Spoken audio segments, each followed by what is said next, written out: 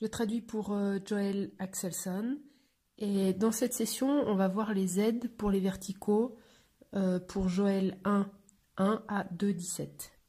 Et ces passages sont les deux sections de jugement dans ce livre. Et donc on a le premier cycle dans Joël 1, 1 à 20, où on a la possible plaie de sauterelle et ensuite le premier appel à la repentance. Et il y a deux possibilités, on peut le voir comme une plaie de sauterelle qui vient juste d'arriver. Et le pays et le peuple sont dévastés. Et Joël pointe vers ces événements pour montrer qu'ils doivent vraiment se repentir. Parce qu'un prochain jugement est en train d'arriver, c'est ce qui va parler au chapitre 2. Ou on peut l'interpréter comme une plaie de sauterelle ou une armée, une invasion d'armée qui va s'abattre sur eux. Parce que parfois dans d'autres livres prophétiques, il est question des événements au passé comme s'ils avaient déjà eu lieu. Donc c'est à vous de voir, moi je le vois un peu comme une plaie de sauterelle qui a déjà eu lieu, mais je vous laisse décider vous-même. Mais le sujet central dans ce premier cycle, c'est vraiment de voir en quoi tout ce qui va arriver ou est déjà arrivé affecte tout le peuple, les animaux, le pays. Et c'est une image des malédictions de l'Alliance. Il n'y a aucun péché spécifique qui sont mentionnés ici, mais c'est juste le jugement et le résultat du jugement. Et donc il commence au chapitre 1, verset 2 en disant « Écoutez ceci, vous les anciens, prêtez l'oreille, vous tous habitants du pays. Cela s'est-il passé de votre temps ou même du temps de vos pères ?» Et en gros, ce qu'il dit ici, c'est que ce qui s'est passé ou va se passer est si horrible que ça n'est jamais arrivé auparavant. Et au verset 4, on ne va pas le lire, mais ça parle des 4 étapes de l'évolution d'une sauterelle, du développement d'une sauterelle. Mais où ça peut aussi être un langage figuré pour dire à quel point ce jugement est dévastateur. Et au verset 5 à 12 du chapitre 1, Joël s'adresse à des groupes de personnes spécifiques. Au verset 5, il parle aux ivrognes.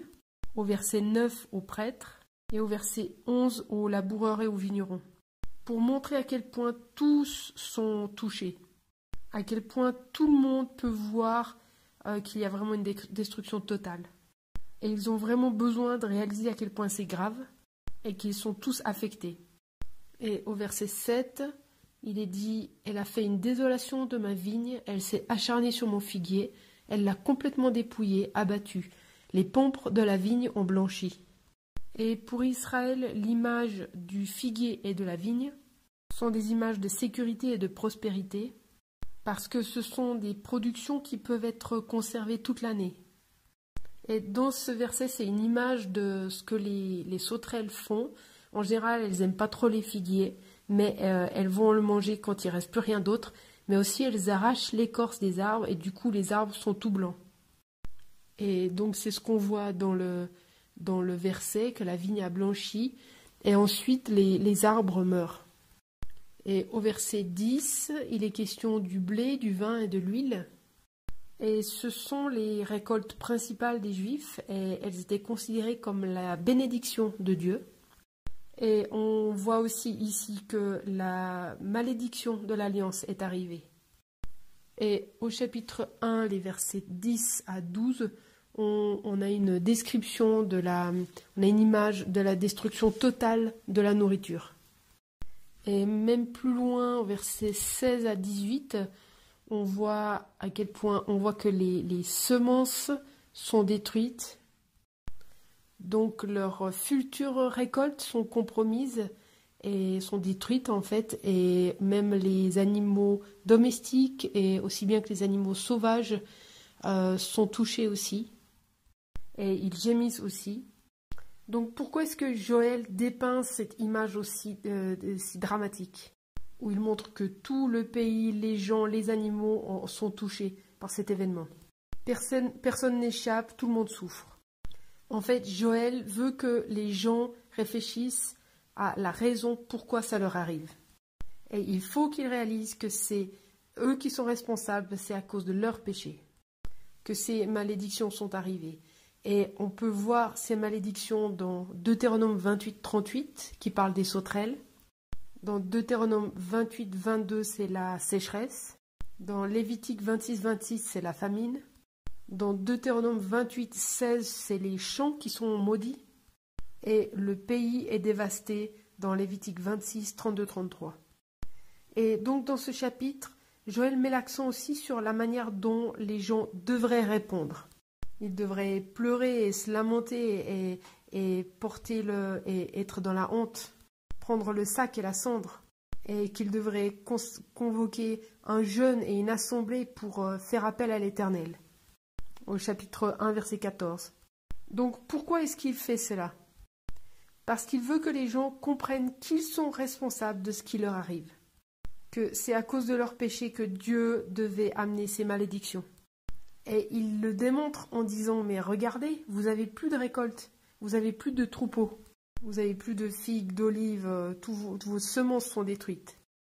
Et ensuite, au verset 15, c'est un verset de malheur, d'imprécation, et il annonce que le jour de l'Éternel arrive. Et donc, en gros, il dit, si vous pensez que ce qui vient d'arriver était horrible, ben, en fait, quelque chose de pire va arriver encore. Un futur envahisseur est en chemin. Et Joël en parle davantage au chapitre 2. Donc, il fait ça pour dire, vous devez vraiment vous repentir. Parce que le jour de l'Éternel est en train d'arriver.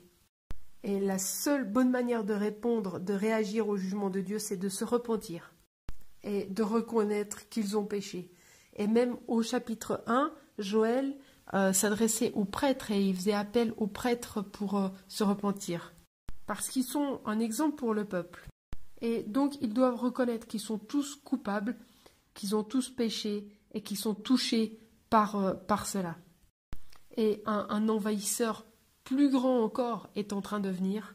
Donc ils doivent se repentir et espérer que par la grâce de Dieu, ça va être reporté.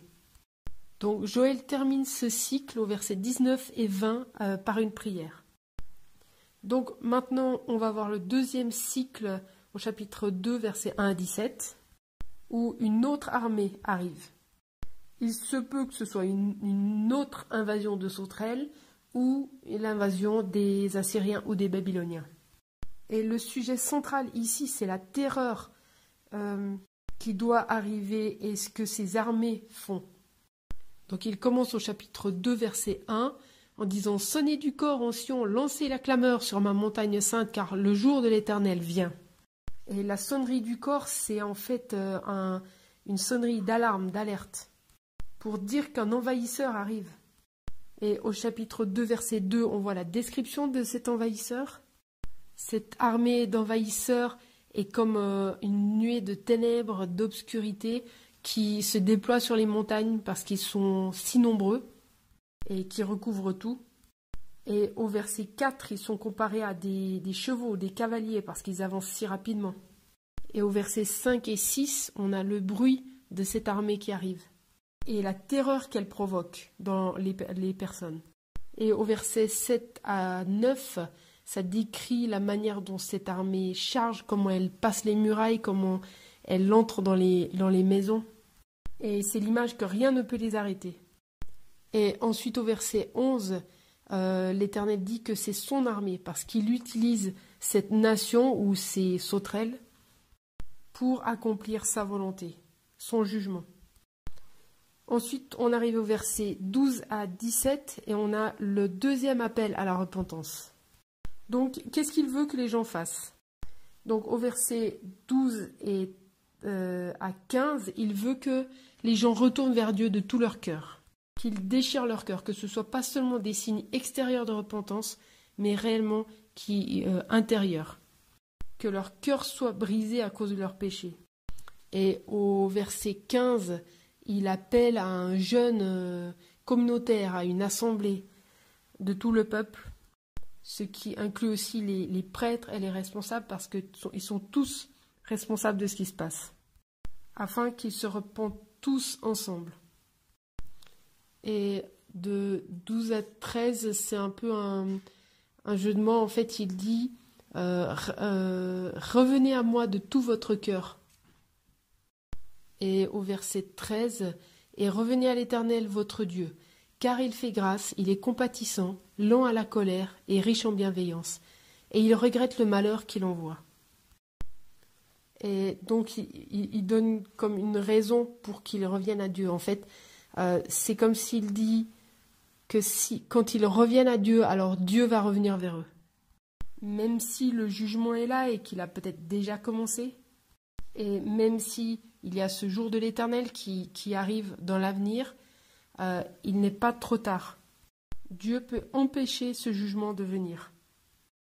Donc repentez-vous tant qu'il est temps et mettez votre espérance en Dieu. Et le verset qu'on vient de lire qui parle du caractère de Dieu a été pris d'Exode 34, 6 à 7. Et donc parce que le cœur de Dieu, c'est de pardonner. C'est son désir de changer le jugement en bénédiction. S'ils veulent simplement se repentir. Et Deutéronome 31 à 6 montre que si le peuple cherche à revenir à Dieu après avoir expérimenté un jugement ou une malédiction de la part de Dieu, s'ils reviennent à Dieu et se repentent, Dieu va leur donner les bénédictions de l'alliance à nouveau. Donc il est possible pour ces gens d'empêcher le jugement de Dieu d'arriver pendant leur époque. Et Dieu peut envoyer ces bénédictions comme on le voit à la fin de ce livre. Donc ça me fait penser au fait que Dieu veut réellement pardonner, c'est son cœur. Il veut vraiment manifester sa grâce, c'est son cœur. Et souvent, il manifeste sa grâce même lorsqu'on ne le mérite pas. Et la seule bonne réponse à sa grâce et à son salut, c'est pour nous de répondre dans la repentance et d'être rapide à se repentir. Et de ne pas endurcir nos cœurs, mais de retourner rapidement à Dieu et de gérer notre péché. Merci, c'est la fin de cette session. La fin de cette session.